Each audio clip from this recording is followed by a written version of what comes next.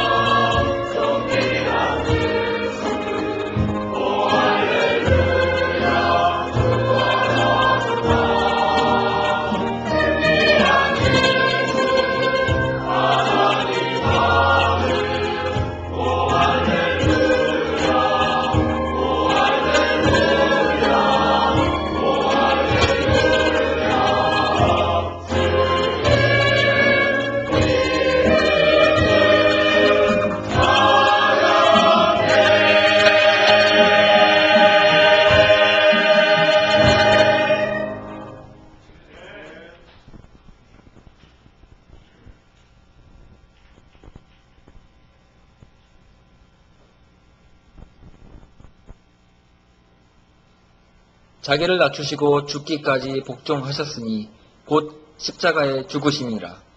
이러므로 하나님이 그를 지극히 높여 모든 이름 위에 뛰어난 이름을 주사 하늘에 있는 자들과 땅에 있는 자들로 모든 무릎을 예수의 이름에 꿇게 하시고 모든 입으로 예수 그리스도를 주라 시인하여 하나님 아버지께 영광을 돌리게 하셨느니라.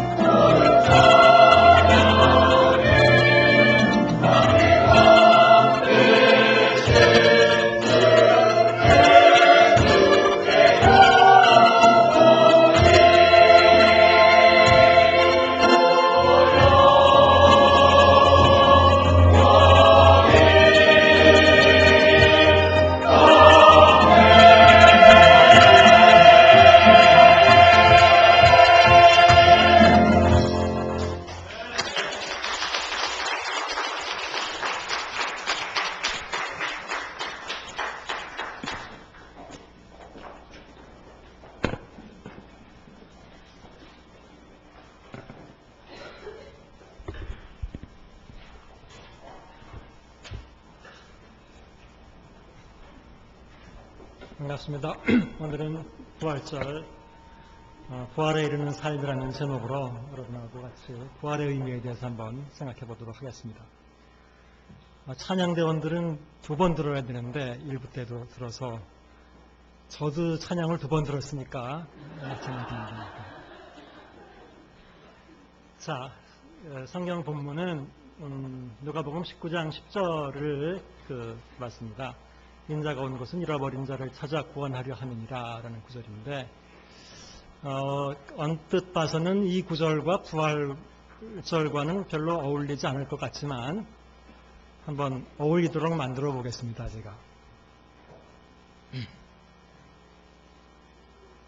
또 안 넘어가네.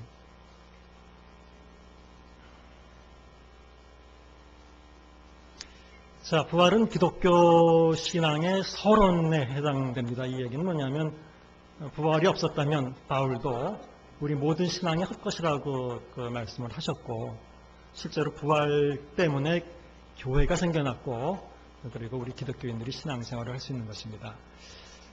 그러다 보니까 저희들이 부활을 생각할 때 항상 부활은 항상은 아니지만 우리 신앙의 서론이다. 그러니까 부활부터 우리는 시작하는 경향이 있습니다. 하지만 부활은 한쪽 면, 즉 왼쪽 화살표의 왼쪽에 보신다면 부활은 예수님 삶에서 볼 때는 결론입니다. 예수님 탄생과 사역과 죽으심의 결론입니다. 그래서 오늘은 기독교 시대 때 기독교인의 입장에서 부활이 뭐 어떤 의미냐 이런 것도 중요하지만 또 이쪽으로 넘어와서 예수님 삶에 있어서 예수님 죽음에 있어서 부활이 어떤 의미를 가지고 있는가라는 것을 좀 살펴보려고 합니다. 일반적으로 이렇게 고난주간과 또 부활주의를 맞으면서 제가 평소에 생각하는 것인데, 사람들이 이런 예수님의 죽으심과 부활을 대하는 데 있어서 제가 볼 때는 항상 접근하는 이해에, 일반적인 이해에 한계가 있다고 생각을 합니다. 예를 들자면 예수님의 죽으심에 대해서는 조금 감상적으로 접근한다라는 게 하나의 한계라고 생각을 합니다. 제가 그 예를 드는데, 예를 들어서 안중근 의사가 또 돌아가셨죠. 뭐 우리도 이제 그런 영화들이, 비슷한 영화들이 있었지만, 그분의 삶이나 죽음을 기리는 위해서 영화를 만들었다고 여러분들이 생각을 해봅시다. 근데 그 영화 내용의 대부분은 감옥에서 그분이 얼마나 많은 고초를 겪고 얼마나 리얼하게 아주 처절하게 고문을 당했는지 여기에 집중을 한다면 결국 그 영화를 본 기본적인 감상은 불쌍하다라든지 얼마나 힘들었을까, 아마 이런 데서 끝나고 말 것입니다. 그래서 과연 예수님의 부활이나 죽음을 대하는 우리의 입장에서, 예수님의 죽으심을 보는 우리의 입장에서 예수님이 얼마나 힘드셨겠는가, 아프셨겠는가, 그런 것만 느끼고 혹시 거기서 그친다면 그것은 예수님의 죽으심의 의미에 10분의 1도 이해하지 못하는 것이라고 이렇게 생각해도 맞을 것입니다. 또 하나 잘못된 접근 중에 하나는 지나치게 이것을 그냥 교리적으로 단순하게 접근하는 것이다 라는 겁니다. 즉 예수님의 죽으심은 그냥 우리의 죄사함을 위함이다. 맞죠. 맞지만 그것은 기독교인 시대 때 기독교인의 입장에서 보는 것이고, 그 시대로 돌아가서 예수님의 죽으심을 본다면 과연 저게 단순히 죄사함을 위해서 죽으시는 죽으심이라고 볼 수 있겠는가. 만일 그걸 원하셨다면 하나님께서도 그렇게 예수님을 보내셔서 30년 동안이나 살게 하시고 준비시키시고 3년 동안 또 다니시면서 사람들을 만나시고 싸우시고 바리새인들과 싸우시고 이런 것 없이 그냥 어느 순간에 예수님을 땅에 성인으로 딱 보내셔서, 자, 내 아들이다. 여기에 너에게 모든 죄를 담았다. 그리고 대속적으로 죽인다. 그리고 돌아가시게 만들면 되는 거 아닙니까? 그건 모든 과정이 필요 없지 않습니까? 그런데 우리는 어떻게 보면 단순히 죽으심을 너무 교리적으로 생각하는 경향이 있다는 생각이 듭니다. 실제로 성경의 예수님의 복음서에서 예수님의 생애를 다루면서 예수님의 삶을 대속적으로 표현하는 구절은 사실은 굉장히 드뭅니다. 죄송하지만 그 많은 생애를 기록한 복음서의 그 볼륨에서 예수님의 대속적인 죽음을 말하는 구절은 한 3구절 정도밖에 찾을 수 없고, 예를 들자면 예수님의 탄생 때의 예수의 의미가 모든 죄에서 너희를 구원하려는 의미다라는 것. 그 다음에는 인자가 온 것은 성령을 받으려이 아니라 섬기려 하고 자기 목숨을 많은 사람들에게 대속물로 주려고 했다라는 구절이고, 그 다음에 그 이전에 예수님께서 만찬 때에 흘리는 피는 죄를 사하는 이 구절은 또 이 3구절이 다 있는 것은 마태복음밖에 없어요. 마가복음에는 전혀 이런 구절이 나타나지도 않고 누가복음에는 이 중에 한 구절만 나타납니다. 그러니까 보면 복음서 기자들이 예수님의 생애를 기록하면서 강조하려고 했던 것은 단순히 대속적인 죽음을 교리적으로 전하려고 한 게 아니라는 걸 알 수가 있습니다. 뿐만 아니라 이것과 더불어 예수님의 그 죽음의 아픔이 어떤 것이었는지를 복음서 기자들이 진정선하게 원했다면 아마 복음서 내용 전체를 그것으로 썼어야 맞는 것입니다. 근데 실제로 우리가 예수님의 고난받으신 장면들이 복음서에는 길게 묘사되어 있지만 그 고난받는 것에 대한 잔혹함이나 아픔이나 이런 것을 생생하게 묘사한 장면들은 사실 없습니다. 그 얘기는 복음서 기자들이 전하려고 했던 것의 포인트는 그 부분이 아니라는 거죠. 오히려 예수님이 어떤 면에서 메시아가시고 어떻게 죽으시는 분이 메시아가 되셨는가, 메시아이신가, 하나님의 아들이신가. 십자가 밑에서 백보자니 고백하죠. 이는 진실로 하나님의 아들이었도다. 그렇게 예수님이 진정 누구신가, 어떻게 죽으시는 분이 하나님의 아들일 수 있는가. 이런 모습이 오히려 복음서 기자들이 더 그리려고 했던 모습입니다. 예수님의 부활을 볼 때도 우리는 한편으로는 역사적인 접근을 합니다. 이 얘기는 부활은 사실이다. 이런 얘기죠. 물론 사실이죠. 이것이 잘못된 것도 아니고 중요하지 않은 것도 아닙니다. 하지만 이 자체에서 끝난다면 더 이상의 의미를 갖지 못합니다. 부활이라는 것은. 즉, 예를 들자면 안중근 의사는 교과서에도 살아있고 우리 마음속에도 아직도 살아있다. 그것은 사실이다. 누가 뭐래도 사실이다.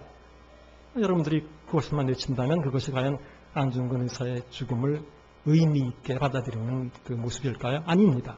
그러니까 역사적 사실이 아니라는 게 아니라 이것에만 머무른다면 사실 부활의 의미는 큰 가치가 없습니다. 또 마찬가지 부활도 배속적인 죽음과 마찬가지로 우리의 죄와 함께 죽고 우리가 함께 부활했다. 이런 어떤 그 교리적인 측면에만 머무른다면 우리가 진정 예수님의 그 삶의 의미와 죽음의 의미와 부활의 의미를 잘 알 수 없을 것입니다. 그래서 이제 오늘은 부활을 기독교인 쪽의 서론으로 이해하지 말고 예수님의 전 생애를 걸친 삶과 죽으심의 결론으로 이해하자는 그런 제안을 해봅니다. 그래서 부활은 우리가 머리로 이해해야 될 어떤 교리가 아니라 우리가 따라가야 될 삶의 지표로 우리가 생각했으면 좋겠습니다. 이것이 가끔 이렇게 잘 안 됩니다. 그래서 예수님의 부활은 예수님께서 그러한 삶을 사셨기 때문에 그러한 죽음을 당하신 당연한 결과로 단순히 교리적인 어떤 이해로 하지 말고 그래서 부활을 소망하는 우리라면 단순히 부활의 사실을 믿는다는 이게 참 우리는 그 사실을 믿는 쪽을 많이 얘기를 하는데 성경에 보시면 예수님이 하나님이 한 분이신 줄 믿느냐 잘 아시죠? 누구도 믿고 떤다 그래요? 잘하는도다 귀신도 믿고 떠납니다. 어떤 사실, 어떤 명제를 단순히 믿고 안 믿고 이것은 기독교 신앙에 있어서 정말 아주 그 초라한 조그마한 어떤 시작에 불과한 것이지 이것이 다가 아닙니다. 또 하나는 부활의 교리를 머리로 잘 이해하는 것. 예수님 우리를 죄를 위해서 죽으시고 우리를 위해서 다시 살아나셨다. 우리가 그것을 이해하고 믿으면 받아들이면 우리는 구원받는다. 이건 구원이 아닙니다. 죄송한 얘기지만. 그거는 구원에 대한 머리의 이해죠. 어떤 구원의 교리나 구원의 명제에 대한 우리의 인식이고 이해입니다. 그래서 그게 아니라 부활을 진짜 소망하는 우리라면 정말 예수님의 삶을 따라서 우리도 그러한 삶을 살고 나아가서 그러한 고난과 그러한 죽음을 죽는다면 우리 똑같이 예수님과 부활을 어떻게 보면 자격 있는 사람이다 이렇게 볼 수 있는 겁니다. 그럼 이렇게 안 살면 자격이 없는 거냐? 저는 교리적인 얘기를 하는 것이 아닙니다. 그래서 부활은 곧 예수님의 죽으심과 연결되어 있고 예수님과 삶과 연결될 것으로서 예수님께서 어떠한 삶을 살고 왜 죽으셨는지를 잘 보시면 우리가 다시 돌아가서 본다면 우리가 부활의 의미를 더 잘 알 수 있습니다. 그래서 예수님 삶과 부활의 성격이 과연 뭐라고 볼 수 있느냐. 그렇다면 예수님이 왜 죽었는가, 왜 돌아가셨는가를 먼저 살펴보면 아마 복음서 이야기에서 예수님 죽으심의 결정적인 사건은 성전에 들어가서 성전에서 그 양과 그런 어떤 그 재물을 팔고 바치는 재물을 팔고 돈 바꾸는 사람이 있는 것을 이제 내쫓은 그 사건이 결정적으로 예수님이 돌아가시게 된 사건입니다. 물론 그 앞에 긴 어떤 삶의 어떤 여정이 있었지만 이 성전 정화 사건을 보면서 물론 그 기도자들과 부딪혔는데 이 사건의 본질이 뭐냐, 핵심이 뭐냐? 예수님께서는 내 집은 만민의 기도하는 집이다라고 이 성전에 대해서 말씀을 하셨습니다. 그런데 너희들이 강도의 구례를 만들었도다. 만민의 기도하는 집이라는 데 대해서 두 가지 포인트가 있습니다. 이건 기도하는 집이다라는 포인트가 있는가? 한편 사람들이 그냥 지나치기 쉬운 포인트 중에 하나는 만민이 기도하는 집이라는 그 포인트입니다. 실제로 성전은 만민이 기도하는 집이 그 당시에 되지 않았습니다. 그리고 그 만민이라는 단어는 원어에서 보시면 그것은 모든 이방인이라는 그런 그 뜻입니다. 여러분, 너희는 가서 모든 족속으로 제자를 삼아 할 때 그 족속도 사실은 모든 이방인들로 제자를 삼아 원래는 그런 뜻입니다. 그럼 모든 이방인들도 와서 기도하는 집이어야 한다라는 얘기입니다. 예수님께서 선언하신 그 성전에 대한 그 말씀은.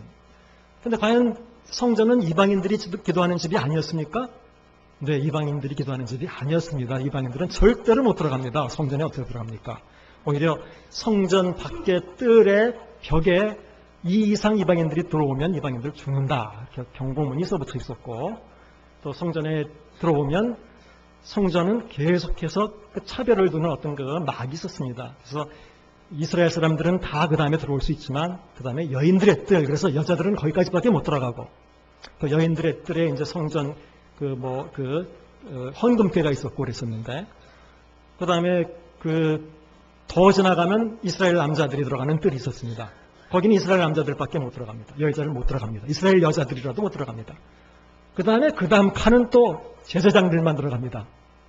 또 마지막에 지성소는 아시다시피 대제사장만 1년에 한 번 들어갈 수 있는 그 장소였습니다. 그래서 실제로 성전이 보면 만민이 기도하는 집이 될 수 없었죠. 예수님이 돌아가실 때 성전의 휘장이 위로부터 아래로 찢어졌다. 누구나 다 못 들어갈 수 있는 그런 의미로 우리가 이해됩니다. 어쨌든 예수님이 성전에서 하신 그 일들은 중요한 것은 뭐 돈, 재정적인, 금전적인 이익을 취하지 말라라는 그런 문제도 중요한 문제이지만, 성전은 사람들의 차별 없이 누구나 들어와서 기도할 수 있는 집이어야 한다라는 문제가 더 중요한 문제였다고 생각이 됩니다. 예수님의 삶에서 보면 예수님의 삶에서는 대단히 많은 그 충돌 사건이 있었습니다. 이것이 예수님의 삶의 본질을 잘 보여주게 하는 모습이라고 볼 수 있는데, 예를 들자면 안식일 사건, 여러 번 안식일 때문에 부딪혔습니다. 제자들이 안식일날 미리삭을 잘라 먹었다라는 그런 문제 때문에 부딪히기도 했고, 또 다른 안식일 사건, 안식일날 병을 고치는 사건 때문에 문제가 되기도 했었습니다. 겉으로 볼 때는 안식일을 지키느냐 안 지키느냐라는 문제라고 보일 수도 있지만, 이 사건의 중심에는 그런 문제보다는 안식일이면 사람이 더 중요한 문제이다. 실제로 미리삭을 잘라 먹은 사건에서 예수님께서는 사람이 안식일을 위해서 있는 게 아니라 안식일이 사람을 위해서 있다라고 하는 유명한 말씀을 하셨습니다. 율법을 지키는 이유가 뭐냐? 그것은 결국 사람을 풍요롭게 하기 위해서 율법이 있는 것이고, 하나님을 올바로 더 잘 찾기 위해서 율법이 있는 것인데, 결국 율법이 그런 역할을 하지 못한다는 것이죠. 실제로 안식일에 병을 고치는 사건을 보신다면, 안식일에 어떤 사람을 병에서 노연하게 하는 것이 그 사람을 과연 진짜 안식하게 만드는 거냐? 아니면 병 고치지 못하게 하는 게 그 사람을 안식하게 만드는 거냐? 한번 잘 생각해 보세요. 진짜 안식하게 하는 것은 그 사람을 병에서 노연하게 하는 것이 안식하게 만드는 일이죠. 근데 그것을 율법 규정으로 지키지 않는다고 해서 문제를 삼았던 그 유대 지도자들을 볼 수 있습니다. 그래서 보시면 그 다음에 금식, 전통준수, 또 죄인들과 세리들과 예수님이 계속해서 어울려 다니는 것, 이런 것 때문에 예수님은 계속 바리새인들과 유대 지도자들과 충돌을 했습니다. 이 충돌을 했다는 얘기는 코드가 안 맞았다는 얘기죠. 예수님이 추구했던 것과 유대 지도자들이 생각했던 것이 다르다는 얘기죠.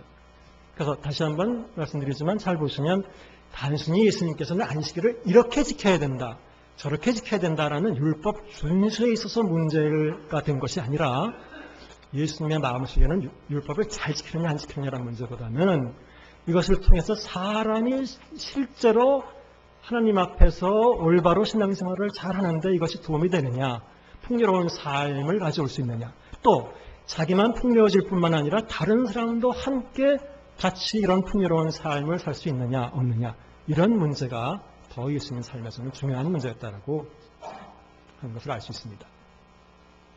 그래서 예수님의 삶은 율법 준수보다 실제로 사람에게 있었습니다. 사람이 오히려 자유로워지는 것, 또 모든 사람이 차별 없이 하나님의 통치에서 삶을 누리는 것, 이런 것이 가장 중요한 것이었습니다.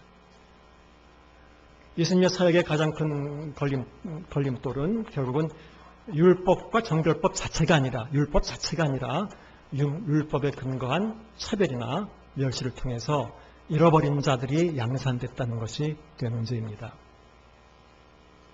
그래서 이런 그 예수님의 삶을 가장 잘 보여줄 수 있는, 또 예수님의 삶과 그 당시에 유대교 지도자들이 예수님의 삶을 잘못 이해하고 있었다는 것을 가장 잘 보여줄 수 있는 사건을 저는 누가복음 15장으로 꼽았는데, 실제로 누가복음 15장은 저희처럼 이 전공하는 사람들 입장에서는 대부분 다 누가복음에서 가장 중요한, 어떻게 보면 가장 대표적인 핵심 장이라고 이렇게 얘기를 합니다. 그 이유 중에 몇 가지는, 예를 들자면 여기에 3중의 비유가 나온다. 트리플 패러블스. 그러니까 성경에 똑같은 얘기를 반복해서 몇 번 하는 법이 별로 없습니다. 산상수훈 말씀하셨어도 산상수훈은 똑같이 반복을 3번 하시거나 그러지 않았습니다. 예를 들자면. 그렇지만 이 비유를 통해서 예수님께서는 같은 말씀을 3번이나 반복하셨다. 그래서 성경에서 3번이라는 것은 참 중요하다라고 저는 많이 얘기를 하는데 실제로 그렇습니다.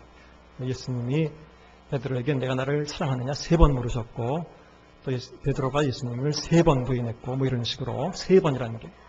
그래서 많은 사람들이 바로 누가복음 15장을 누가복음의 핵심이라고 이해를 합니다. 주제는 찾은 자의 기쁨을 보여주는, 잃었다가 무엇을 찾았을 때 그것이 얼마나 기쁜가를 보여주는 것이 이 누가복음 15장 비유의 그 기본적인 내용입니다. 그래서 뭐 자세하게 이건 설명할 것은 없고, 이 비유를 말씀하시게 된 동기를 잘 봐야 됩니다. 그것은 보시는 대로 누가복음 15장 1절 2절에 보시면 바로 그런 사건이 발생합니다. 뭐냐면 세리와 죄인들이 예수님께 가까이 나와서 예수님 말씀을 들어 나왔다라고 합니다. 그런데 이것을 보고 서기관과 바리새인들이 투덜거렸다, 불평했다, 이런 얘기가 성경에 나옵니다. 그것을 보시고 예수님께서 이 3번의 반복되는 비유를 말씀하셨습니다. 그 내용인 즉슨, 자, 양을 잃었다가 목자가 찾았다. 빨간색으로 되어 있는 것처럼 찾았을 때 얼마나 기쁘겠느냐. 막 사람들까지 모으고 같이 기쁘고 즐거워하지 않겠느냐. 잃었다가 찾았다는 기쁨이 이렇게 큰 거다. 이렇게 말씀하십니다. 사실 이웃과 함께 잔치라도 베풀어서 기쁨을 누렸다면 아마 이런 값보다 더 많이 나갔을지도 모릅니다. 하지만 그럼에도 불구하고 잃었다가 찾았다는 것이 이런 기쁨을 가지고 있다는 것을 강조하고 있습니다. 두 번째는 이런 동전의 비유와 마찬가지. 동전을 잃었다가 여인이 찾았을 때 또 마찬가지 얼마나 기뻐하겠느냐. 이렇게 다 결론이 그렇게 나옵니다. 세 번째 비유도 마찬가지. 잃은 아들을 찾았을 때 아버지가 얼마나 기쁘겠느냐라는 겁니다. 그래서 실제로 기뻐해야 되는 게 마땅한데 세리와 죄인들이 예수님께 나오는 걸 보는 바리새인들이라면 정말 잘됐다 박수 쳐주는 게 마땅한데 박수 쳐주는커녕 불만을 가지고 원망하고 투덜거리고 있다. 그래서 정말 이 비유를 통해서 예수님께서 말씀하시고 싶은 것은 이게 투덜거리는 게 마땅한 태도냐, 즐거워하고 기뻐하는 게 마땅한 태도냐라는 것을 보여주고 있습니다. 그래서 이런 아들의 비유를 말씀하시게 된 사건에서 본다면 그 사건에서 주인공은 예수님이시죠. 당연히 이야기에서. 근데 이것을 반대하고 예수님을 이해하지 못하는 상대역이 있습니다. 악역을 맡은 사람들은 바리새인과 서기관들입니다. 그리고 이 이야기를 이끌어가는 조연은 세리와 죄인들입니다. 그러면 이제 똑같이 옆에다 비유를 통해서 그런 잃어버린 아들의 비유에서는 주인공은 누굽니까? 소위 탕자의 비유에서는 주인공은 누굽니까? 주인공은 누구죠? 아버지죠. 이제 이것이 이제 우리가 여태까지 비유들을 잘못 보는 것 중에 하나인데, 그럼 상대역은 누굽니까? 악역을 맡은 큰 아들이죠. 작은 아들이라고 말씀하시면 안 되죠. 주인공을 작은 아들이라고 말해도 안 되고 똑같이 옆에 비교해 보시면 되지 않습니까? 조연은 이제 작은 아들입니다. 그래서 보통 이 비유를 접근할 때에 우리가 탕자의 비유를 초점을 맞춰서 이가 나가서 쥐염예매를 먹고 고생하다가 돌아왔다, 여기에 초점을 맞추는데 그것은 초점이 아닙니다. 이 비유에서는 이제 돌아오고 난 다음에가 진짜 이야기가 시작되는 겁니다. 나 같은 아들이 돌아와서 아버지는 너무너무 기뻐서 그 송아지를 잡고 막 좋은 걸 입히고 막 정말 기뻐하는데 문제가 생겼습니다. 밖에 있는 사람의 문제가 아니라 안에 있던 오히려 큰 아들이 그 아버지의 기쁨을 이해하지 못하고 나는 같이 있었는데 주는 것도 없더니 저는 아들이 돌아오니까 그렇게 잘해준다고 하면서 그걸 원망하고 있습니다. 이건 똑같은 얘기죠. 예수님께 세리와 죄인들이 돌아왔을 때 바리새인과 서기관들이 원망했던 것과 똑같은 사건을 그대로 비유로 옮긴 겁니다. 그래서 보신다면 이 비유를 통해서 예수님은 결국은 찾은 자가 얼마나 기쁨을 누리는가. 사건에서 바리새인과 서기관들은 세리와 죄인들을 받아들이는 예수를 못마땅하게 생각하죠. 바리새인과 서기관들에게 있어서 그들은 여전히 잃어버린 자죠. 예수께 돌아왔지만 바리새인들이 볼 때는 그렇지 않은 거예요. 그렇게 평가하지 못하는 거예요. 비유에서 큰아들은 돌아온 둘째 아들을 받아들이는 아버지를 못마땅하게 생각합니다. 마찬가지 둘째 아들은 돌아오지만 큰아들에게 있어서 그는 여전히 잃어버린 자입니다. 그래서 이 비유를 좀 자세히 들여다보면 참 재밌는 말들이 많이 나오는데, 자기 동생이 돌아왔는데 동생이라고 표현을 안 해요. 언급을 안 해요. 거기 보면 영어로 표현하자면 this son of yours 이렇게 당신의 이 아들이 돌아왔는데 이렇게 표현합니다. 그 마지막에 예수님께서는 그 비유에서 아버지는 그렇게 얘기해요. 얘야, 내 동생은 이렇게 표현합니다. 그때는. 네 동생이지 그게 왜 당신의 그 아들이냐 이렇게 표현합니다. 참 재밌습니다. 아이고 이게 빨리 넘어가야 되는데. 잃어버린 아들은 찾았지만 큰아들은 그를 여전히 잃어버린 아들로 만들고 있어요. 실제로. 근데 잃어버린 아들은 그 아버지 입장에서는 찾았어요. 근데 실제로 아버지의 입장에서 탕자는 이미 돌아온 아들이지만 큰아들은 아버지의 마음을, 진정한 마음을 이해하지 못하고 여전히 마음을 아프게 하는 진정한 잃어버린 아들이 되었어요. 그러니까 이 참 아이러니죠, 이것이. 그래서 우리가 소위 탕자의 비유라고 얘기하는데 잃어버린 아들의 비유다 얘기한다면 이 비유에서 진짜 잃어버린 아들은 누구냐 말이에요. 어떻게 보면. 그래서 비유의 결론은 잃은 자를 찾는 것이야말로 예수님과 하나님께 있어서 가장 큰 기쁨이 된다. 의인 99을 인해서 기뻐하는 것보다 이건 더 큰 기쁨이다. 그래서 우리는 잃은 자를 찾는 기쁨에 동참해야 되고 잃은 자를 만들어서는 안 된다. 참 어떻게 보면 당연한 얘기인데, 이제 문제는 혹시 여기까지 들으시는 분들은 그러면 전도하라는 얘기구나 이런 얘기를 들으실지도 모르겠지만 그런 얘기가 아닙니다. 문제는 잃은 자가 누구냐라는 문제의 이 이야기에서, 불신자들이냐 이 이야기에서, 또는 예수님의 삶에서 예수님이 잃은 자를 찾아오셨다라고 하는 그 말씀을 하실 때 그 잃은 자가 불신자냐 말이에요. 그럼 이렇게 보시면 이야기는 쉽습니다. 예수님 생애 전체를 통해서 예수님이 주로 찾아다니시며 예수님과 함께 했던 자들이 누굽니까? 이방인들입니까? 예수님 이방전도 한 적이 아예 없다 그러면 거짓말이고 약간 있습니다. 약간. 그것은 대가볼리 지방과 거라사 지방에 잠깐 가셨다 온 것을 제외하고는 이방전도 한 적이 없어요. 또 예수님의 제자들 예수님과 함께 있을 때 파송 보낼 때도 마태복음에 보면 재밌게도 너희는 사마리아인 고을에도 가지 말고 이방인의 고을로도 가지 말라. 오직 이스라엘의 잃어버린 양에게로 가라. 읽어보신 적이 있죠? 이 얘기가 거꾸로 돼가는 것 같아요. 너희들은 이스라엘에만 가지 말고 사마리아인에게도 가고 또 저기 이방인도 가라. 이렇게 말씀 안 하셨어요. 실제로 12 제자들을 예수님 생전에는 예루살렘 그 유대 땅에서만 다녔습니다. 실제로 예수님과 함께 했던 사람들은 일반 무리들이고 그 당시에 세리들이고 잘 보시면 죄인들이고 병자들이고 예수들이었습니다. 근데 이 사람들이 하나님을 믿지 않던 이방인들이었느냐 여러분들이 보신다면 이들은 이방인들이 아니었습니다. 잘 알다시피 다 이스라엘 사람들이었습니다. 이스라엘 사람들이었다는 얘기는 이미 믿고 있던 사람들이었다는 얘기죠. 그래서 그럼 예수님의 죽음은 예수님이 이방전도 하시다가 이방인들에 의해서 순교당하셨는가? 분명히 아니죠. 분명히 아까 그 대적자들은 항상 유대인 지도자들이라고 했습니다. 그렇다면 똑같은 질문인데 예수께서는 불신자들에게 믿으라고 선포하셨는가? 아니면 예수님께서는 믿고 있던 자들에게 올바로 믿도록 선포하셨는가? 이제는 답이 뭔지는 여러분들이 잘 아실 겁니다. 예수님께서는 새로운 종교를 창안하셨는가? 제시하셨는가? 예수님께서는 그런 적이 없습니다. 그들이 믿고 있던 하나님을 믿고 있던 그대로 그 종교 속에서 그들의 잘못된 신앙을 올바로 잡으려고 했습니다. 이런 면에서 예수의 사역이 본질적으로 전도였는가? 아니면 개혁이었는가? 이건 여러분들이 대답할 수 있는 문제입니다. 성경에 전도라는 단어가 복음서에 나오긴 하는데 그것은 죄송하지만 번역이 좀 잘못된 겁니다. 전도라는 말은 정확하게 없어요. 영어로 하면 그냥 proclaim이에요. 그냥 proclamation 또는 preach예요. 그냥 선포다 이런 것이지 전도 또는 말 그대로 도를 전한다. 도라는 게 있지 않습니까? 그렇지 않아요. 그렇다면 이런 자들은 누구에 의해서 왜 이런 자리에 들였는가? 그 비유를 보시면 압니다. 아들이 돌아왔지만 여전히 잃은 자가 됩니다. 여전히 잃은 자를 봅니다. 누가? 큰 아들이 여전히 잃은 자를 봅니다. 세리와 죄인들이 예수님께 따라오지만 여전히 그들은 누구에 의해서 잃은 자가 됩니다. 그것은 바리새인들에 의해서, 유대교 지도자들에 의해서 잃은 자가 됩니다. 그래서 이 잃은 자를 찾는다는 문제는 외부에 나가서 불신자들을 전도하는 문제가 우선적으로 아닙니다. 이것은 내부에서 어쩌면 우리들에 의해서 잃어버린 자가 된 사람들을 찾는 것을 의미합니다. 당시 많은 잃은 자들은 잘못 믿던 유대교 지도자들에 의해서 생겨났습니다.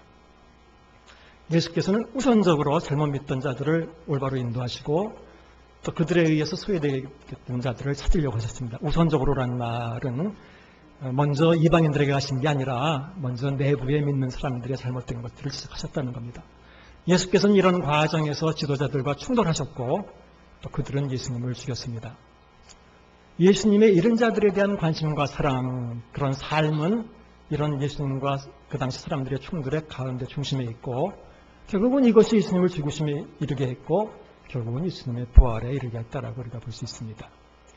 그래서 예수를 따르는 또 예수님의 부활을 따르려는 삶을 살려는 우리도 마찬가지 우선적으로 먼저 내부에 우리의 신앙이 바로 서 있는지 점검해야 됩니다. 이렇게 생각해 보시면 쉽죠. 예수님이 만일 다시 오신다면 옛날처럼 다시 이 땅에 오신다면 누구에 가서 먼저 선포할 것인가? 그러면 먼저 이방전도부터 할 것인가? 아니면 교회부터 가서 올바로 믿으라고 할 것인가? 여러분들이 대답을 하실 수 있죠. 예수의 삶을 따르려는 우리는 우선적으로 우리 내부에 잃어버린 자를 만들지 않아야 합니다. 여러분들은 우리 내부에 잃어버린 자가 어디 있느냐?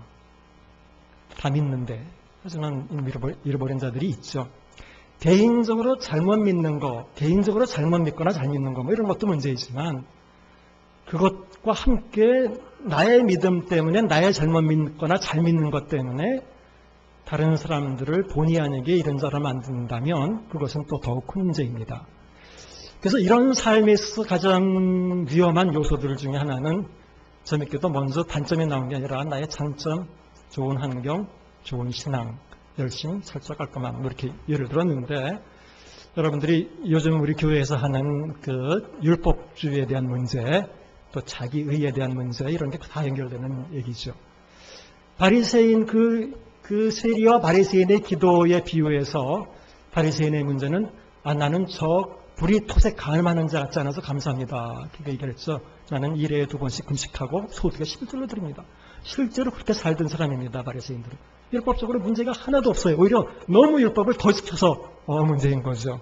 그러니까 율법적으로 어떤 삶을 잘 사느냐 안 사느냐 이런 게 중요한 문제가 아니라 그가 어떠한 태도로 사느냐 그러한 지킴과 그러한 열심이 과연 자기 삶을 풍요롭게 하고 있느냐 플러스 그걸로 역시 다른 사람의 삶도 풍요롭게 만들고 있느냐라는 것이 더 중요한 문제입니다. 마태복음 23장에 보시면 예수님께서 바리새인들에게 화 있을 때 외식하는 바리새인과 서기관들아라고 많이 지적을 하시면서 뭐라고 얘기하시냐면 너희들이 천국 문 앞에서 천국 문을 가로막고 자기만 못 들어가는 게 아니라 들어가려는 다른 사람도 막는다. 이게 문제예요. 자기만 못 들어가는 문제가 아니라 결국 그걸로 인해서 다른 사람도 못 들어가게 하는 것이 더 큰 문제입니다. 기타 아직도 세속적인 평가 기준이 있죠. 교회 안에도 부로 사람들을 평가한다든지 신분으로 사람들을 평가한다든지 외모로 사람들을 평가한다든지 그래서 내부에서 잃어버린 자들을 우리가 먼저 찾아내는 게 굉장히 중요하고 찾아가서 회복시키는 것이 참 중요합니다. 내부에서 잃어버린 자들이야말로 진짜 잃어버린 자들입니다. 그게 밖에서 잃어버린 자들. 우리가 이방인들이나 안 믿는 사람들은 당연히 잃어버렸다고 당연히 생각하기 때문에 당연히 전도해야 될 대상으로 관심의 대상으로 이미 생각되지 않습니까? 하지만 내부에는 우리 교회 내부에는 예를 들자면 우리가 잃어버린 사람이 있다고 생각 못합니다. 일반적으로 그래요. 그런 면에서 해외 선교회는 너무너무 당연하게 하는데 국내의 농촌이나 섬이나 국내에서 이렇게 하는 그만큼 관심을 못 받는 게 사실입니다. 항상 우리 내부에는 우리가 내부에 잃어버린 자들이 있다면 그들은 잃어버려졌음에도 불구하고 한 번도 잃어버린 사람으로 인식되는 경우가 없고 그런 관심을 받아보는 적이 없기 때문에 이거야말로 더더욱 지금 현재 중요합니다. 그래서 드디어 이제 결론에서는 예수께서 만일 이 땅에 다시 오신다면 아까 말씀드렸던 대로 지금도 우리 안에서 잃어버린 자를 먼저 찾고 계실 겁니다. 만일 우리가 이런 예수님께서 안에서 잃어버린 자를 찾는 일에 제대로 동참하지 못한다면, 그는 잘못하면 탕자가 돌아왔을 때 그 기쁨에 같이 동참하지 못하고 자기가 먼저 나가서 아버지 뭐 돼지 잡을까요? 소 잡을까요? 뭐 했어야 되는데 그렇게 하지 않고 밖에서 방관하고 오히려 불평했던 그 아들이 우리가 될 수도 있습니다. 우리가 영원히 잃어버린 탕자가 될 수도 있는 것입니다. 에필로그. 예수께서는 바로 이렇게 잃어버린 자들을 찾는 일을 하시다가 이 일 때문에 결국은 유대인 지도자들과 부딪히셨고 그것 때문에 결국은 죽으셨고 돌아가셨습니다. 결국 부활이 그냥 단순히 죄를 사하기 위해서 이런 것과 조금 다릅니다. 그렇다면 이런 삶에, 예수님의 삶에 우리가 똑같은 마음으로 똑같이 동참한다면 실제로 이렇게 개혁하는 일이나 내부의 일에 잘못 손댔다가 고난받은 사람들이 많이 있어요. 진짜로 고난받을 수도 있어요. 또 죽을 수도 있어요. 진짜로 죽는다는 얘기는 아니고 그만 어려움을 받을 수도 있습니다. 하지만 그런 삶은 예수님과 똑같은 삶을 산 사람에 해당되기 때문에 어쩌면 예수님과 똑같은 그 부활을 하게 될 것입니다. 기도하겠습니다.